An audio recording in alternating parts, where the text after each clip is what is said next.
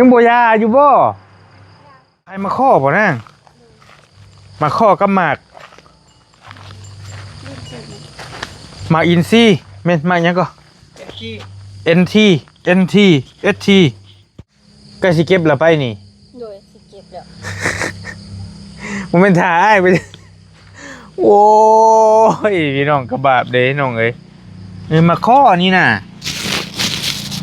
กับอันนี้2 มัด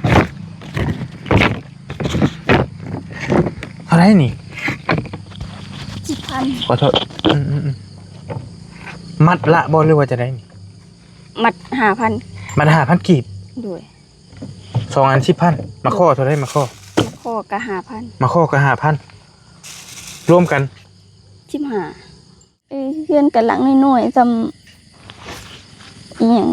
เด็กคือขอไก่อีหยังเขาเว้าให้เดี๋ยวเพื่อนหมู่หลังใหญ่กะบ่ให้แล้วให้อีกเลยเนาะเจอคำดูถูกเหยียดยามเนาะเดี๋ยวเฮาบ่มีคือหมู่แล้วเฮาบ่กล้าไปสิไปเจ้าก็ไปผู้เดียวไปใส่กับส่วนหลายไปผู้เดียวโดยบ่ได้มีรถจักรรถเบอร์บ่ในเฮือนเจ้านี่ล่ะบ่มีหมู่ละมีโดยรถจักรรถหยังหมู่ละมี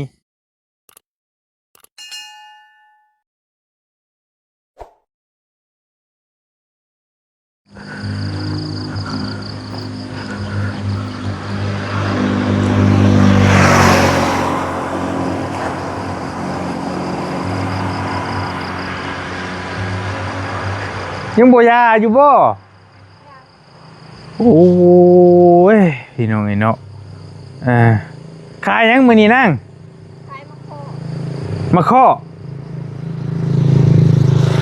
พอดีเฮาบอรี่กำลังออกมาแต่เฮือนน้องน้อยมาเบิ่งงานอยู่เฮือนน้องน้อยมื้อนี้ก็ผ่านมาแต่มาเห็นน้องหล่าเพิ่นสิเป็นผู้เก่าที่บ่ใครมาข้อบ่นั่งมาข้อกับหมากอินซีแม่นมาหยังก็ NT ST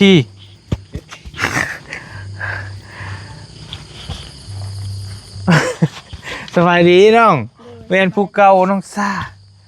โอ้ยได้จักพันแล้วบ่ได้มื้อเช้านี่เด้ขายบ่มื้อเช้านี่มื้อเช้านี่บ่ได้ขายมาขายตอนแรกเอาก็สิเก็บละไปนี่โดยสิเก็บแล้ว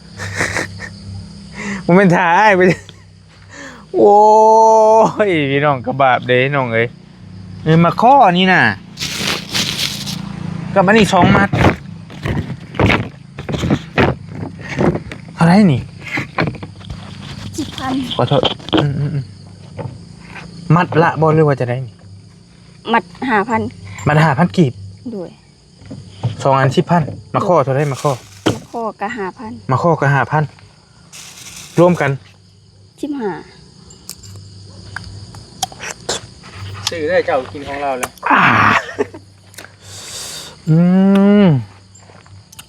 แซ่บสมปะเป็นภาพอย่างที่มันบีบหัวใจเหลือเกินเป็นน้องเขามาเห็นแล้วน้องมันอดหยอดอยู่หม่องเก่ามือนั่นแหละมือเขามาพี่น้องเนาะกินข้าวกินน้ำแล้วบ่น้องยังบ่ทันกินมียังกินแรงบ่มีนะกินจ้อยโดยอยู่เพื่อนกับไผนี่มื้อนี้อยู่คนเดียวคือเก่าโอ้ยเนาะว่าไม่หนีบใส่คอเจ้านี่เดี๋ยวอ้ายล้มนะสบายดีแล้วพี่น้องเด้อสบายดีอยู่หิมทางอยู่ถนนหนทางบอลี่ขึ้นมาทางพี่มื้อนี้แล้วก็มาเห็นน้องเพิ่นขายหมากอันนี้ลูกชายข่อยมักอยู่น้องบี้เพิ่นมากินอยู่พี่น้องนี่เนาะ5,000กีบได้นี่พี่น้อง5,000กีบก็ประมาณ7 บาท7 บาท50 7 บาท8 บาทนี่แหละมี6 หมาก7 หมากพูดได้มาข้อนี่ก็10ไป5,000กีบก็ได้พี่น้องนี่เนาะยังบ่ได้จักพันจะกีบเลยบ่ได้คุดจิรอบ่มื้อนี้เนาะมื้อนี้บ่ได้ขุดไป เฮือนไม่เท่า ไปเยี่ยมไม่เท่า ไม่เท่าเป็นหยัง เป็นรอย เออชายคือเก่าอืมเป็นนี่ได้มาเห็นอะไรเป็นนี่ได้นี่ โอ้กระบะเนี่ย โอ้ เป็นภาพที่แบบว่าน้องเพิ่นนั่งกอดหยอดอยู่คนเดียว แม่ เป็นเลยครับ โอ้ยกระบะอย่าให้ได้บ่ให้บ่ให้ ซื้อมาเก็ตที่ให้กินได้ ซื้อเดี๋ยวเมากินเลยกินก็ได้ขันอยาก กินได้เนาะ กิน อยากแล้วเอา มากับคนใจดีอยู่แล้วบ่ย่านนะสำนี้นะเดี๋ยวมันเพลงหลายกับผม กันเพลงหลายกับขับผ่าน มักก็มักกินหมากอันนี้ใครอยู่เนาะกินเราเรียนเลยพอเฮี้ยงเนาะ โอ้ทุเรียนก็ชื่อให้กินได้อยู่นะ ได้อยู่ แต่ว่าจะกินเรื่อยหลายเลยแหละ ดูไล่ว่าได้เนาะ เออ อันนี้กูมือก็ได้เห็นบ่ ได้อยู่อันนี้โอ้ยน้องเอ้ยให้เห็นแล้วให้กระบะเจ้าคือจะมาพิลึกพิลือแท้นี่พี่น้องเอ้ยหมากเอ็นที่ประมาณยังก็ หมักเอ็นที อืม หมักเอ็นทีกินแล้วเอลดี ไปแล้วนี่จะเอลไหน นี่เห็นได้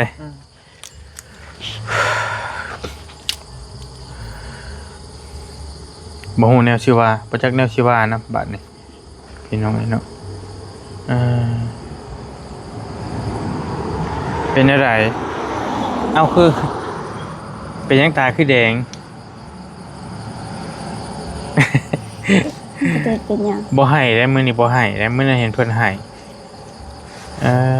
ก็บาปเลยน้องหลาย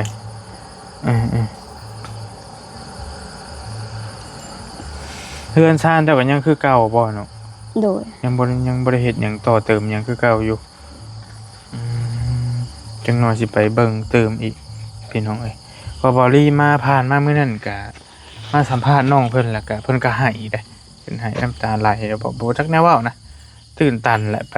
เฮ็ดงานนำกันก็ถูกใส่ร้ายป้ายสีหยังต่างๆแล้วก็โอ้ยลำบากนั่นแหละชีวิตก็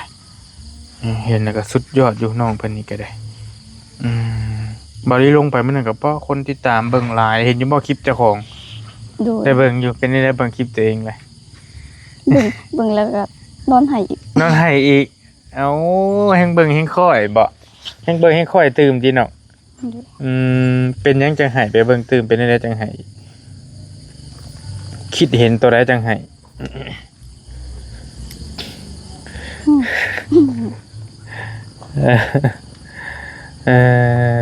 นี่เนาะเนาะบ่จักแนวว่านะแม่ดีเลยบ่ดีก็เลยสุดยอดสุดติ่งกระดิ่งแมวบ่จักแนวว่าเลยขายเค้ก ในบ้านบ่ โดย คือซีเมนต์บ่ โดย เพิ่นมาประกาศป่งอยู่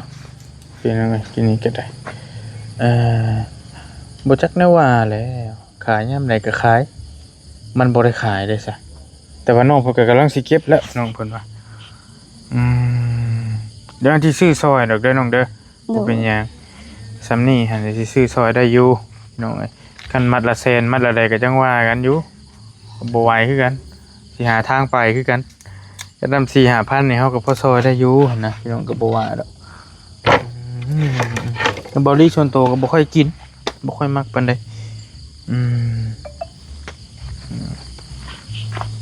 ข้าวก็งามอยู่บ่อยู่ไห้อยู่นากับปีนี้ บ่มีผุยใส่มันบ่มา บ่มีปุ๋ยใส่ โดย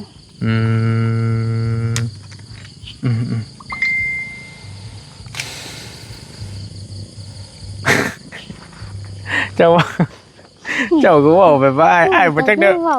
บ่จักเด้อไฟโตเลยนะพี่น้องเอ้ยเพิ่นบ่น้องเพิ่นก็เป็น คนซื่อๆแบบเว้าตรงไปตรงมาหั่นน่ะมันก็แม่นความเจ้าอยู่มีปุ๋ยใส่มันก็บ่งามเนาะนาอยู่ทางออกมาไงบ้านบริก็บ่เอาปุ๋ยใส่มันก็คนละเรื่องเนาะได้ น้ำมันก็ขึ้นมาท่วมนั่นแหละ น้ำท่วมบ่ปีนี้ โดยขึ้นมาท่วม2-3เทื่อ พี่น้องบ่จักแนวว่าน้ำแล้วอันนี้ก็ได้น้ำท่วมปุ๋ยก็บ่มีใส่ โดย งามไปยังเขาสิได้จักชอบซั่นน่ะปีนี้บัดนี้เอาเลยตกใจ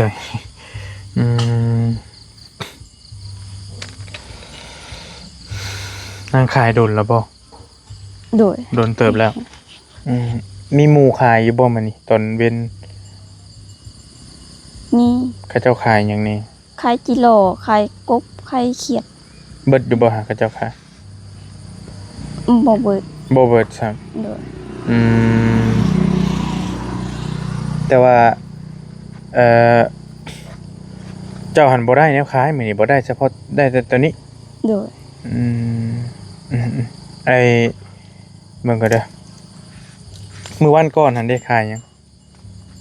ขายกิโล ขายจิโลเมื่อวานนี่บ่บ่รู้ว่ามื้อใด เมื่อวานนี้ขายกิโล เมื่อวานนี่ก็ขายจิโลได้จักพันเนาะ เมื่อวานนี้ได้35,000 35,000 โดย จักโตหั่นล่ะ 100ตู้ คือได้น้อยแท้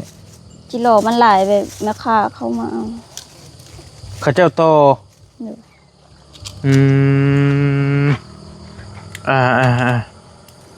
เป็นยังไงปกติแล้วเท่าไร100ตัว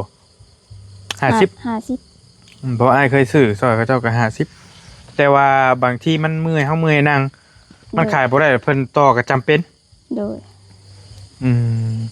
มันเป็นของที่แบบว่าเฮากับบ่ได้มีทุนมีฮ้อนหลายลงทุนแค่ไปขุดเนาะลงทุนแห่งกายแห่งใจนี่นะไป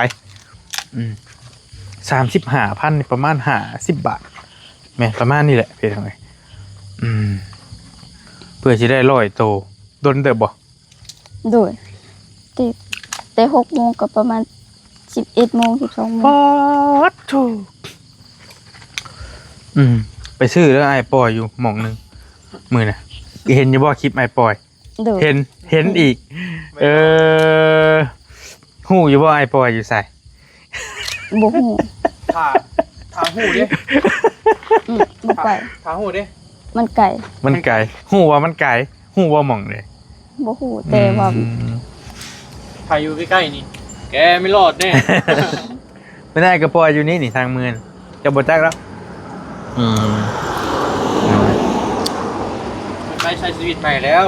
ไม่คุดกับบ่เห็นแล้ว เอาไปขุดกับเลาะแถวไกลๆนะ คนก็คุดหลายแม่นบ่ล่ะ โดย แล้วก็มันเริ่มหายากขึ้นแต่เบาลีเบิ่งนี่ได้แม่นบ่ ช่วง เนาะ นี้ฝนตกมันบ่เห็นขวยมัน สิ บ่ปัดขวย มันสิเป็นฮู้เพเวอยู่น้อยเดียวแม่นบ่ โดย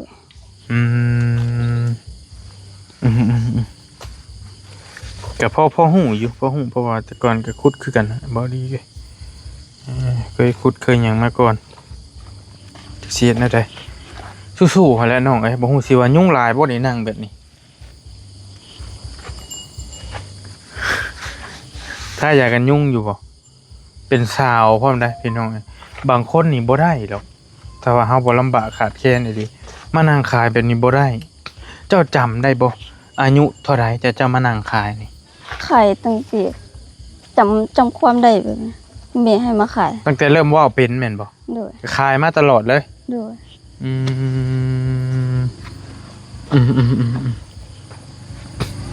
โอ้โหเนี่ยว่าแล้วพี่น้องแรกๆเป็นในขายช่วงแรกๆจื้อบ่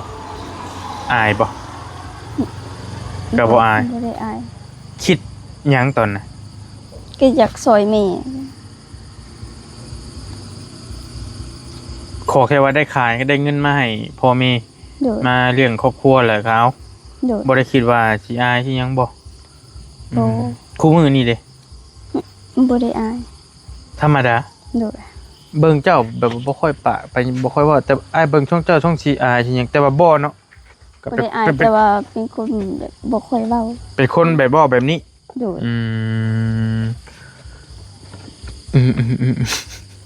เอาไปกินซะลูกชายเพราะว่าพี่น้องมาเส้นนี้สิจักอยู่ดอกพี่น้องที่เคยเที่ยวเส้นนี้ประจำแล้วสิเห็นน้องเพิ่นขายแต่ว่าถ้ากลางเว้นน่ะสิร่วมกันหลายคนเด้สิร่วมกันแหละเฮาก็สิ สิเห็นน้องเพิ่นในภาพอันไม่ค่าหลายคนบางที่น้องเพิ่นนั่งอยู่ในบ่หอยไว้ขายจิตโลลายจิตนายขายหยังขายสารพัดนะหน่อไม้บ่มีบ่ช่วงนี้ หน่อไม้มี หน่อไม้หยังเขาเจ้าขาย หน่อไม้ไผ่ป่า ไผ่ป่า เนี่ย หายากบ่ อย่างในช่วงนี้มันขึ้นสูงแล้ว อืม เป็นไม้ มันเหี่ยวเหรอ โดย ต้องอันนี้เอาต้องอันหักเอาแล้วมาเผาเอาเนาะเป็นสไตล์การเผาเอาเดี๋ยวว่าชี้จ่ายเงินให้แล้วก็จักหน่อยเฮาไปเบิ่งเฮือนเจ้าตื่มเมื่อวานมื้อก่อนๆนั่นก็บ่รีบ่ทันได้เบิ่งบ่พาพี่น้องเบิ่งตื่มหลายปานใดหันนะพี่น้องเนาะหลายคนก็บาปแฮงเบิ่งบ่รีสิเบิ่งคลิปก่อนๆหลายมื้อก่อนที่บ่รีมาถ่ายน้องเพิ่นว่าเป็นแนวใดมาก่อนเด้อสิเอาให้เบิ่งคนเบิ่งบ่ได้แม่นน้อยๆเด้พี่น้องเอ้ยน้องซ่านี่จะฮู้อยู่บ่คนเบิ่งเท่าใดตอนน่ะเห็นอยู่บ่ บ่ฮู้ เบิ่งแต่มื้อใดเบิ่งคลิป เบิ่งแต่หลายมือแล้ว เบิ่งแต่หลายมื้อเลย โดย อืม สัญญาณบ่มี สัญญาณบ่ค่อยอยากมีปานใดผมหลายมื้อแต่ได้เฮามานี่ก็เนาะเป็นอาทิตย์แล้วเนาะ160,000 160,000 8 มื้อ วิว8 มื้ออาทิตย์ปลายคอมเมนต์400เกือบ500 400ปลายพี่น้องเนาะเป็นคนดังแล้ว คนดัง อ่า มีคนทักอยู่บ่ไปหันไปนี่ บ่ได้ค่อยไป มีแต่ ไปแต่ป่า ไปแต่ป่าแล้วก็มานั่งขายอยู่ มีแต่ตะกะแตนและสิทักติโอ้ยก็บาปเด้น้องคนนี้เป็นสาวนะเป็นสาวกำลังเป็นสาวอยู่อายุก็หากะ20 ปีเนาะจะบ่นมาให้เนาะ21แล้วบ่หากะ20 ปีซื่อ โดย ป่ะเดี๋ยวเข้าไปในเฮือนเจ้าบ่ได้อ้ายสิจ่ายเงินให้อยู่พุ่นก็ได้เดี๋ยวเฮาสิมาเอานี่ก็มาเคาะคักอยู่เลยพี่น้องเอ้ยเนาะเจ็บบ่โคมสิเข้าไปเบิ่งเฮือนเจ้าตื่มปิดก่อนปิดนั่นเลย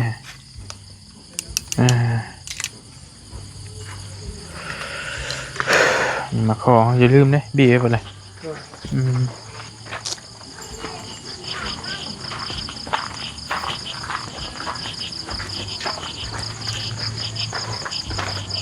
อาบน้ำแล้วบอก ยัง อาบอยู่ใส่น้ำในจน อาบอยู่โอ่งใดอาบอยู่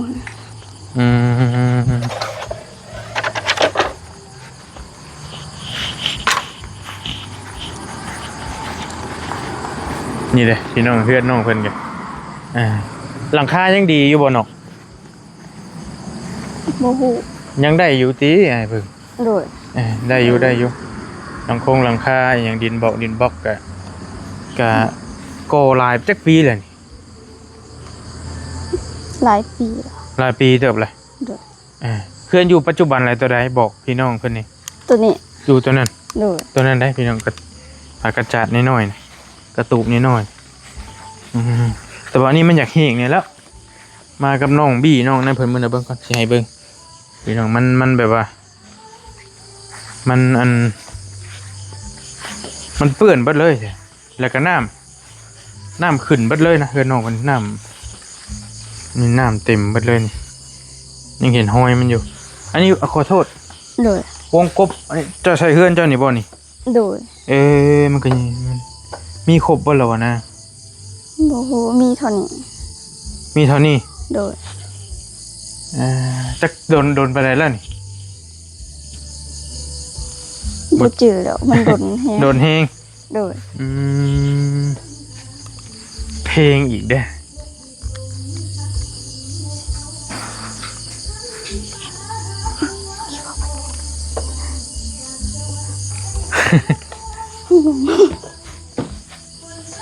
นี่แหละพี่น้องเพื่อนน้องเพิ่นก็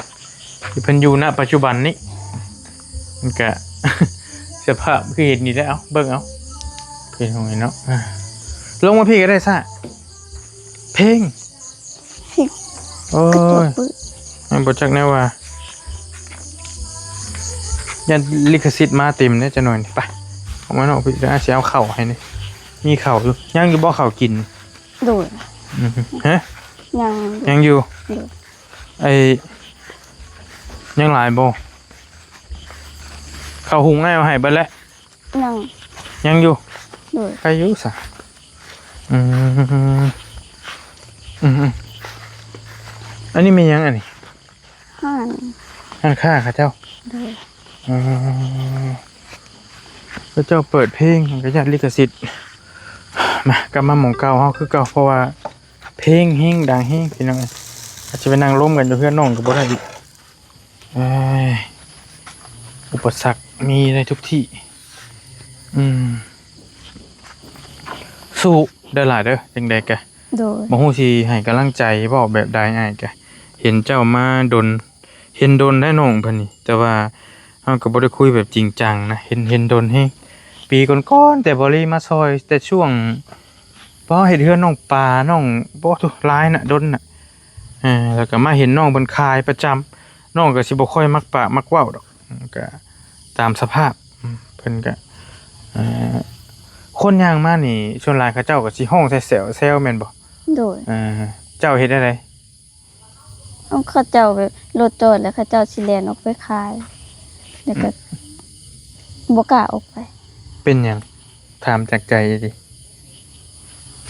มันหลายคนแล้วก็เลยบ่อยากออกไป ปล่อยให้เพิ่นขายซะ โดย อืมอืมจักแนวว่าพี่น้องนี่เนาะ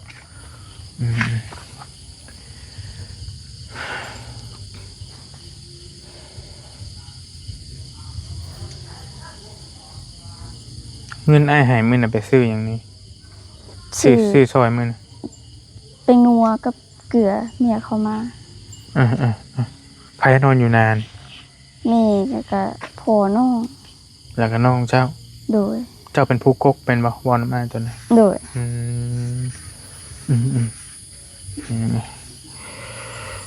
คือเจ้าหันเป็นแม่ค้าเช่าขายที่นะได้เฮียนบ่ตอนนี้ บ่ได้เฮ็ด บ่มีโอกาสได้เฮียนเลย โดย เออกะอยากเข้าอยากเฮียนอยากหยังอยู่บ่ตอนนั้นหรือว่าจะได้ อยากเฮียน มันเป็นหยังจังบ่ได้เข้า บ่มีผู้เฮ็ดเวียกซอยแม่เฮ็ดผู้เดียว โดยเจ้านี่ว่าไงสู่แต่น้อยแม่นบ่ล่ะ โดย ฮู้ความลำบากมาแต่ยังน้อยๆพุ่น โดย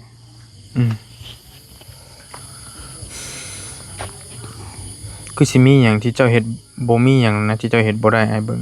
สู่ทุกอย่างการค้าขายพี่น้องนี่เนาะก็คิดว่าสิขายแบบนี้ต่อไป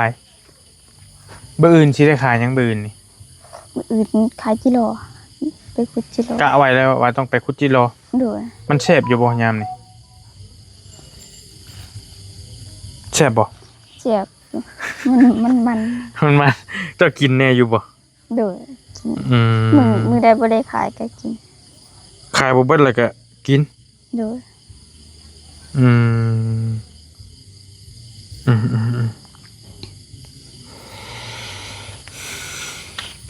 ไปคุดผู้เดียว ไปผู้เดียวบ่มีหมู่ ขายกันมานั่งขายผู้เดียวอีกนี่นะ โดย ให้ก็งง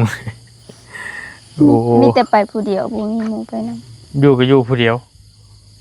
เป็นคนมักอยู่ผู้เดียวบ่หรือจังได๋ บ่มีหมู่แบบ เอ้าหมู่ บ่กล้าไปลิ้นเด้อเฮาบ่มีคือหมู่ เอ่อบ่กล้าไปไสเอาหมู่เขาเจ้ามีเบิดบ่หรือจังได๋ หมู่เขาเจ้าแบบว่าเขามีเบิดมีพร้อมทุกอย่างแบบเฮาก็บ่มีหยังเลยอายหมู่ บ่กล้าไปเลินน้ำหมู่น้ำพวกเลยบัดนี้ โดย แสดงว่าเจ้าบ่ได้มีหมู่ซุมื้อนี่เอ้า บ่มี เอ่อ เอาก็อยู่ไปนี่มันบ่มีไผอยากเว้านำบ่หรือว่าเจ้าเองบ่กล้าไป บ่กล้าไปเฮาบ่มีหยังเฮาบ่กล้าเว้านำหมู่ มันก็บ่ปานนั้นติบ่ เฮาก็เคยถูกแบบ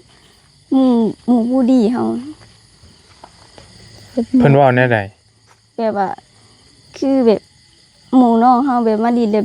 แบบเซตหากันในเฟซแล้วก็แบบว่าด่ากันประมาณนั้นแล้วก็มาเว้าให้แบบเฮือนมึงขี้ถูกจังจังจังซี่เนาะบ่กล้าสิไปดิน อืมมีหยังที่เฮ็ดให้เจ้าเจ็บอีหลีเจ็บใจอีหลีแบบว่าก็เจ้าเว้าใส่แบบใดประมาณใดวะ แบบหมู่เว้าเฮือนขี้ถูกประมาณนั้น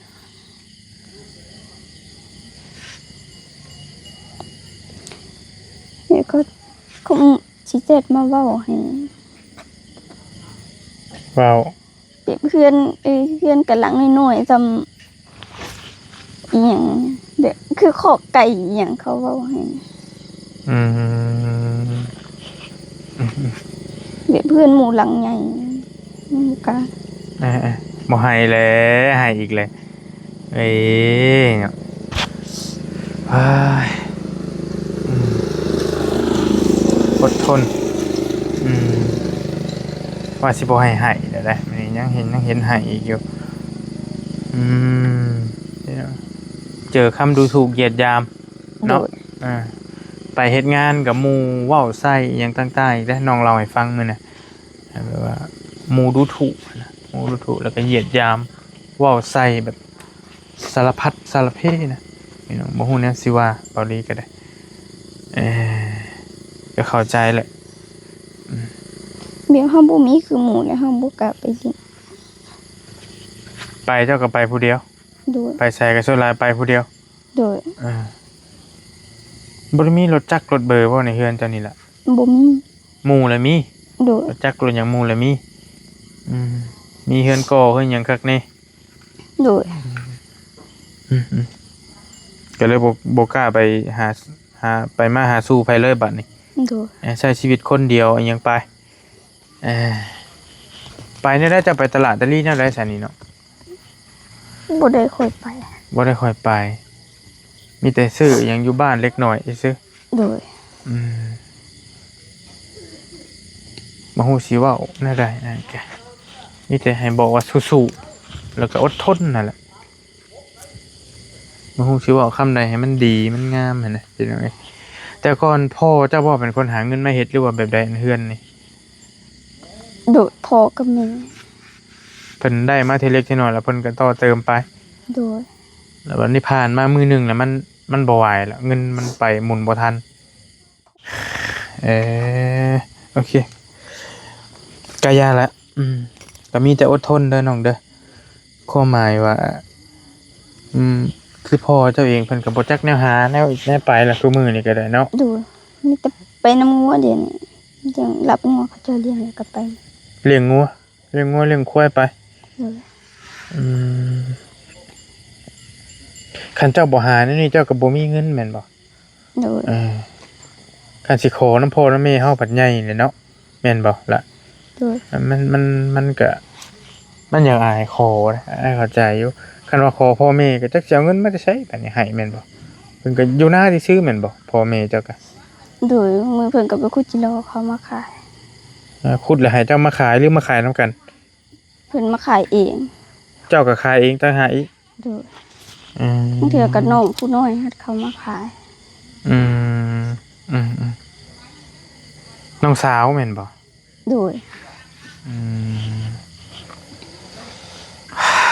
พี่น้องสุดยอด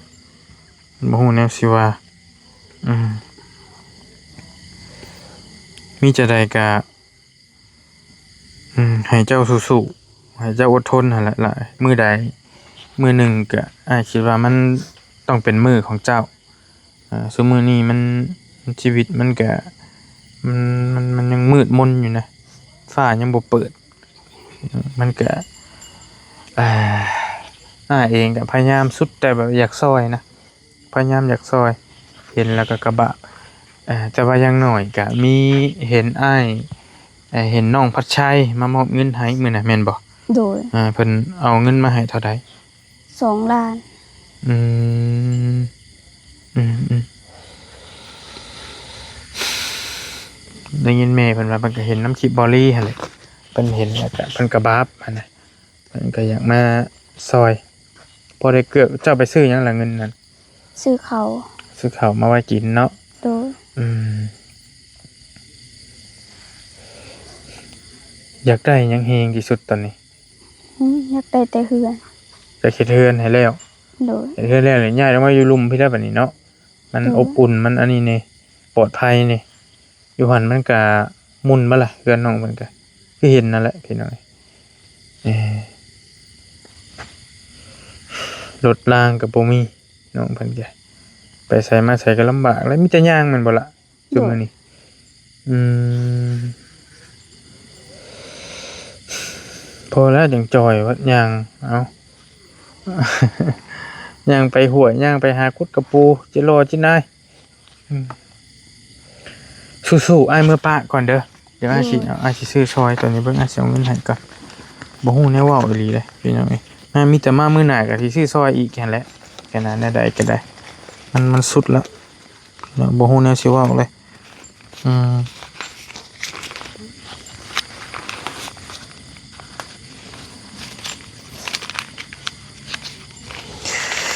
เท่าไหร่หาค่านั่นเจ้า 15,000 15,000 โดย เอาให้แสนหนึง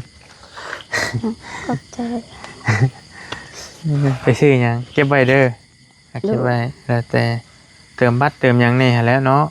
โดย เติมเงินเติมหยังพี่น้องเอ้ยโทรศัพท์ก็พอใช้อยู่ที่โทรศัพท์ก็ได้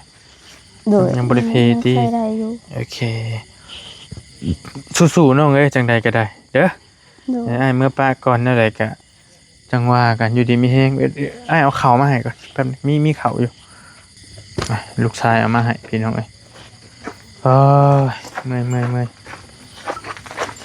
โอเคอ้ายกันแนวอื่นก็เบิดเลยมีแต่ข้าวนี่แหละเด้อ โดย มีข้าวให้สอบหนึงสอบน้อยเพราะได้หุงกินหลายมื้อเติบอยู่ดอกจะได้ก็สู้ๆไปแล้วสวัสดีอยู่ดีมีแฮงเด้อเป็นกำลังใจให้แนวใดก็จังสิมาอุดหนุนใหม่มื้อหน้าก็ได้คันพ่ออีก ให้อีกเลยเข้าใจอยู่ดอกเข้าใจอารมณ์อยู่ไปพี่น้องไป